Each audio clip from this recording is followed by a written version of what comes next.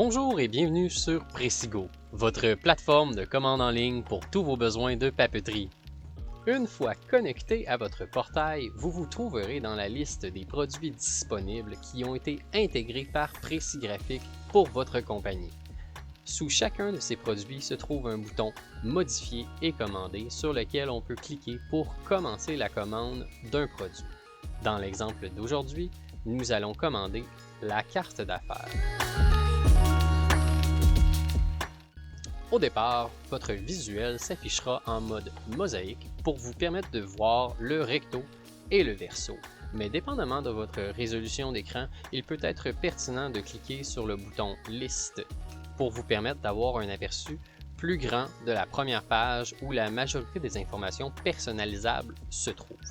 Dans le cas de ma résolution d'écran, le mode mosaïque est suffisant et nous allons continuer ainsi.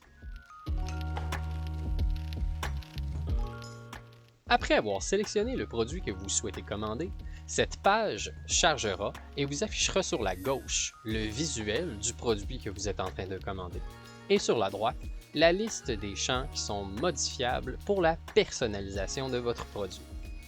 Vous remarquerez que la liste des informations personnalisables sur la droite contient déjà des informations fictives. Celles-ci sont nécessaires pour permettre au texte d'apparaître dans le visuel sur la gauche, vous permettant ainsi de voir la position, la couleur, la taille, la police et ainsi de suite de chacun des informations qui sont présentes sur votre visuel. Pour protéger votre image de marque, nous empêchons ces informations fictives d'être envoyées au panier d'achat.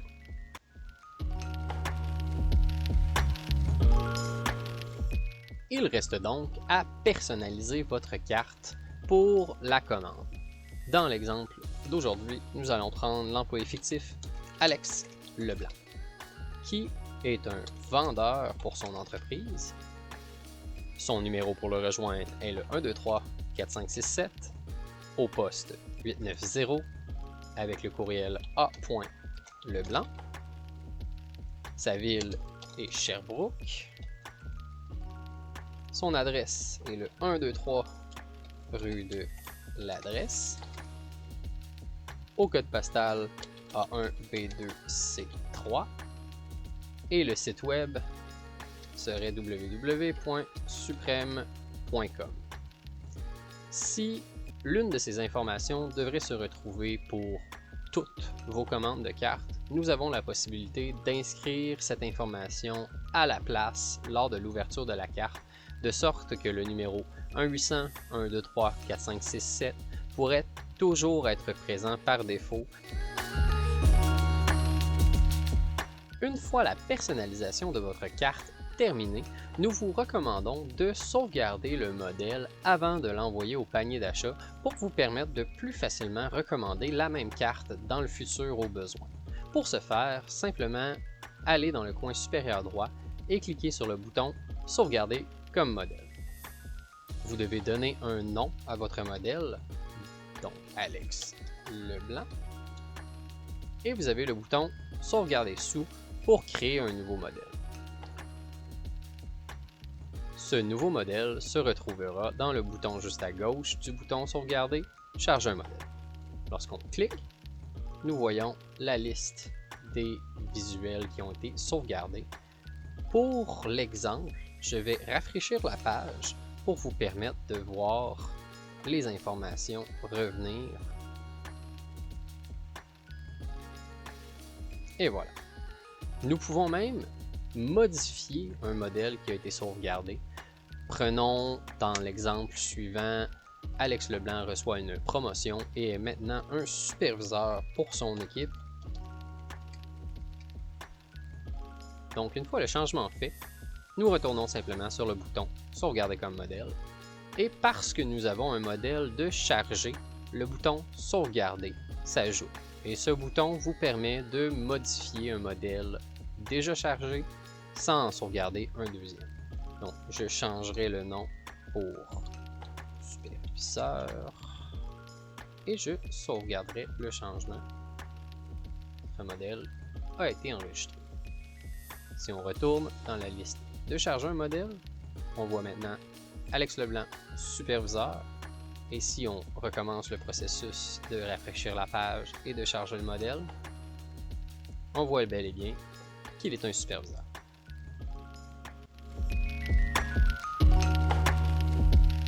Lorsque toutes les informations de votre produit sont inscrites dans la liste et que votre produit a été sauvegardé pour les prochaines commandes, il reste simplement à l'ajouter au panier d'achat. Pour ce faire, il faut se diriger au bas de la liste de personnalisation et cliquer sur le bouton « Étape suivante ». Une fois dans la page d'ajout au panier d'achat, il vous reste à sélectionner la quantité désirée. Dans l'exemple suivant, nous avons simplement une quantité de 1 car il s'agit d'un portail de démonstration, mais dans votre réel portail de commande, vous aurez accès à toutes les quantités que vous aurez déterminées pertinentes avec votre représentant lors de l'intégration. Il est également possible de nous laisser des commentaires et indications. Celles-ci seront visibles dans votre historique de commande, donc il est pertinent de vous laisser des notes de quelle carte ce produit représentait. Donc, il s'agissait d'une carte pour Alex Leblanc. Et finalement, dans le bas, on a le bouton « Ajouter à la commande » sur lequel il n'est pas possible de cliquer tant que nous n'avons pas coché « J'approuve cette épreuve ». Il est donc impératif que vous revérifiez les informations que vous avez inscrites sur la gauche dans votre visuel et si des corrections sont nécessaires, retournez éditer le produit à l'aide du bouton dans le bas. Sinon, on coche « J'approuve cette épreuve » et on ajoute à la commande. Dans ce pop-up, vous aurez donc deux boutons. Le bouton boutique vous permet de retourner à la racine de votre portail où vous voyez tous les produits qui avaient été intégrés pour vous permettre de sélectionner un autre produit à personnaliser et à ajouter au panier d'achat. Tandis que le bouton paiement, lui, vous permet de passer à la fin du processus et la prochaine étape qui serait la livraison. Nous allons donc cliquer sur paiement.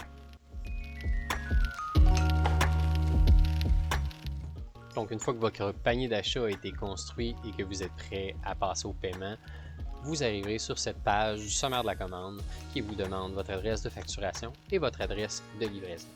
Les cases devraient déjà contenir les adresses les plus souvent utilisées par votre compagnie, mais si pour quelque raison vous devez utiliser une autre adresse, vous pouvez l'inscrire sur la gauche et utiliser le bouton « Enregistrer l'adresse » de sorte à l'ajouter à cette liste pour vous permettre de réutiliser des adresses dans le futur.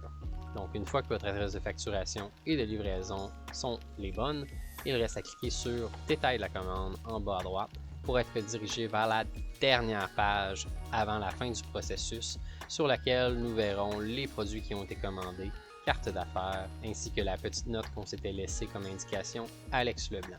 Prendre note que si on survole le mot carte d'affaires, la petite main du curseur indique que c'est cliquable, ce qui vous permet de voir en pop-up l'aperçu de la carte qui a été construite et cet aperçu reste disponible même dans le futur via votre historique de commande. Une fois que nous avons confirmé que tout est bon sur cette page, il reste simplement à cliquer sur passer la commande